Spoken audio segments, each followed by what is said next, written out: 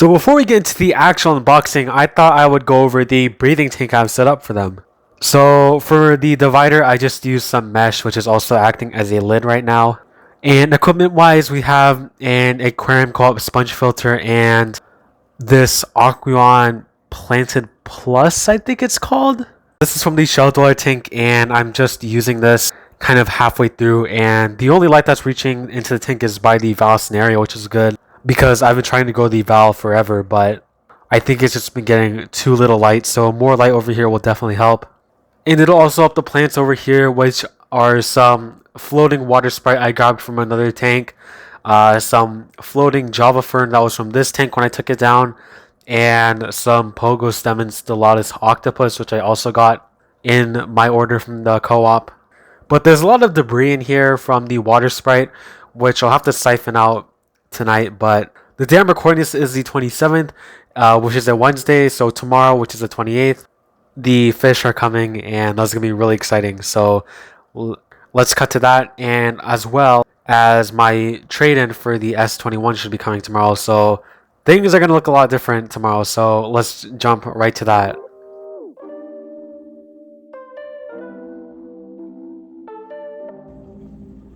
So it is Thursday now, and we have another box from the White Spot. And if you've seen my past unboxings, then you know I get a lot of my fish from the White Spot just because they carry a lot of the rarer stuff. And in today's unboxing, we have Blue and Yellow Melanzona Guppies. So I got 12 fish in total. I have 3 pairs of the blue and 3 pairs of the yellow. And these are actually a different species of guppy than the other ones you'll find.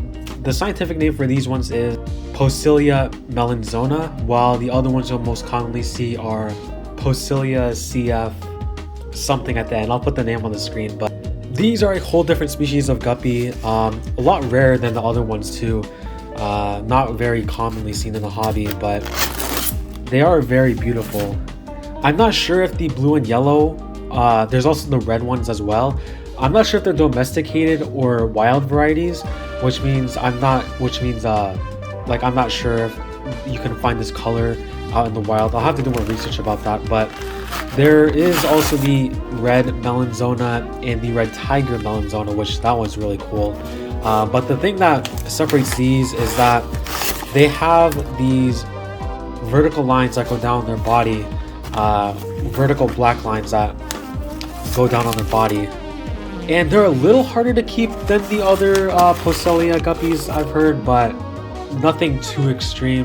And I'll just have to kind of set the camera down really quick while I get this out. But these should be extra small is what they have them labeled as.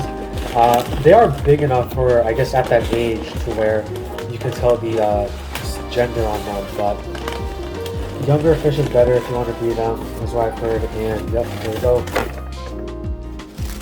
And I just want to shout out the White Spot again, due to I haven't ordered from them online wise in a while, and they've actually improved their online order a lot. But I believe there are multiples in here, if it'll focus.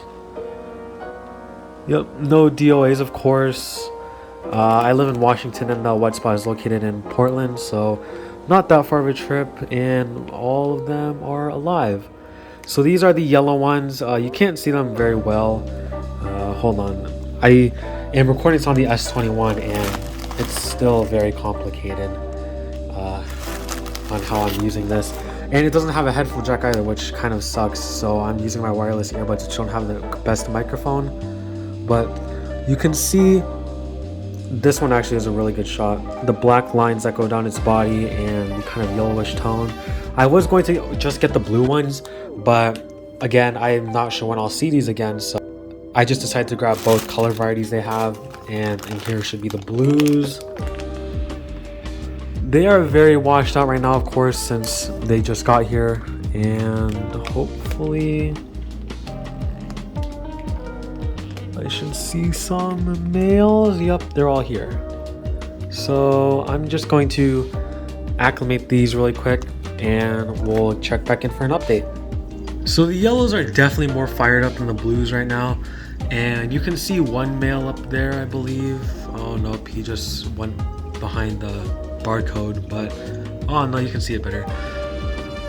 They have the vertical black lines, and I ended up getting 3 pairs of each, as I mentioned before, which isn't exactly the ideal ratio that you want. You usually want about 2 or 3 females per male, and considering it's 3 males to 3 females, that isn't really what you want. So I ended up giving them a bigger tank, and I'll have to put more water sprite in, but it's really hard to clean out since it is in an ADA tank over there. But I'll place in more cover, but I wanted to give them more space so that everyone has kind of more swimming room, and especially the females, so that they have more cover. But you can kind of get a good look at this male over here.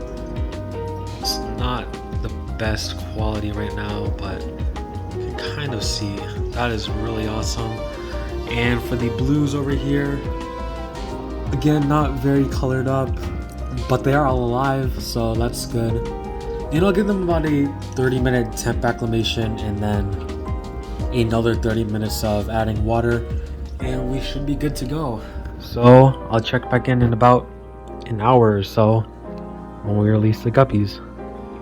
So it's been about an hour, and you can see they're already starting to color up a lot, and I'm just gonna put them in the tank. And if you're wondering what these kind of yellow sponge things are, those are, I believe they're called either ammonia cubes or ammonia pads, but their purpose is they'll turn blue if there's any detection of ammonia in the bag. So if it's yellow like that and you receive the fish, that means no ammonia in the bag. But if you receive it kind of this color, like I believe it turns a blue or green color, then you should probably get the fish out of there ASAP. But that's just kind of a little tip if you're ordering fish online. So I added all the guppies, and this is the yellow side and this is the blue side. And unfortunately, while adding them, I believe somehow the barrier kind of got loose, and 2 of the females on the yellow side ended up getting onto the blue side. As you can see, there's a couple more than there should be, but for now all the males are on here, and you can already see a lot of them starting to color up, like that male and this guy over here. Unfortunately, that guy is not looking where is it? Over here. If you can focus, please. Well, that male is not looking the best, but all the stuff you see floating around is some Fritz Turbo Start 7, which is the freshwater one. Since when I added them, they weren't looking in the best of shape, and I was wondering why, and then I completely forgot this tank isn't cycled. So I added the Turbo Start, and they should make for a very smooth transition. And I just saw why they're making it through. Apparently the side over there is a little too big, so I'm gonna have to do some rearranging once they color up. But for now, I'm gonna give them some time to settle in, and we'll check back in a day to see how they've settled in.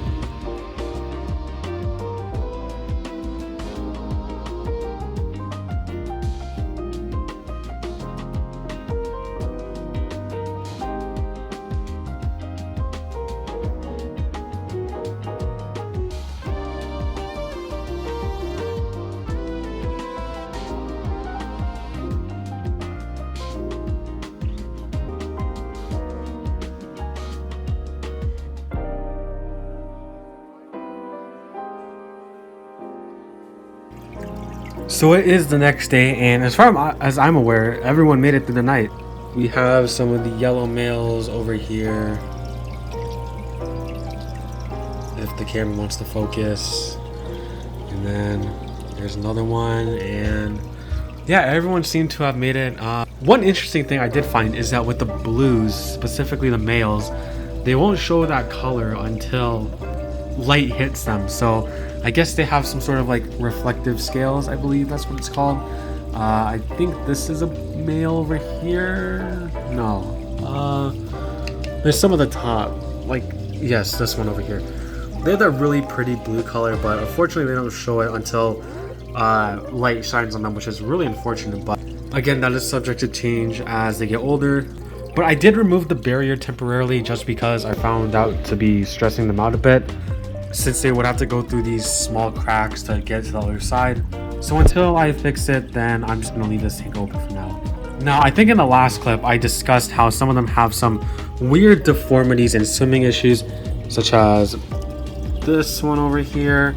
And this one actually has some tight, like some striping on its side, which is really interesting.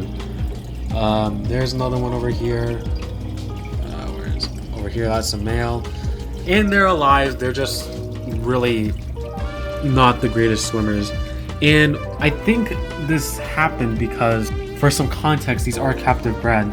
I think this might have happened due to a ton of inbreeding, which a lot of the deformities in fish do come from, I guess, when people inbreed them a lot. So instead of throwing in new fish to mix up the genes, they just kind of get weird deformities since they're using the same traits. So kind of like, I guess, an incest human child would be the best explanation. I'm not really good at explaining things, but all 12 are alive. There's some hiding by the sponge filter.